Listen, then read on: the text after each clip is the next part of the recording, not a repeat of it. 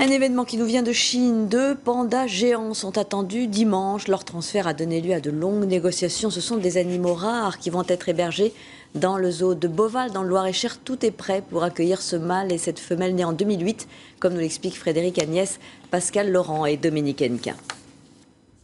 Encore quelques heures de jeu et Yenzhou et Juan Juan s'envoleront pour la France. Activité favorite de ces pandas, grimper aux arbres ou aux barreaux et surtout manger.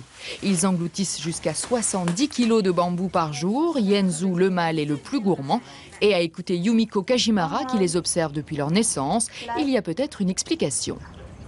Yenzhou, que vous voyez là-bas, est très costaud. Il est l'un des pandas les plus actifs ici à la base de Chengdu. Juan Juan, elle, est vraiment très belle. Elle est beaucoup plus calme. Les propriétaires du zoo de Beauval ne quittent plus leurs prestigieux hôtes qui arriveront dimanche en grande pompe en France. Un rêve qui se réalise enfin, ce sont leurs mots. Ils dégagent quelque chose qu'on a envie d'aimer. Et si on a envie de les aimer, on a envie de les protéger. Et pas seulement les pandas, on a envie de protéger toutes les espèces en voie de disparition. Pagode typique, tuiles importées de Chine, aucun détail n'a été négligé pour les appartements français des 2 stars. Les trésors nationaux de la Chine, comme on a l'habitude d'appeler les pandas, à juste titre d'ailleurs.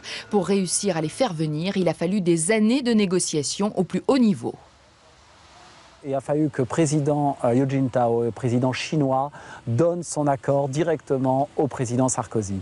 Le montant de la transaction reste secret. Le zoo d'Édimbourg en Écosse paierait 800 000 € par an pour ces pandas.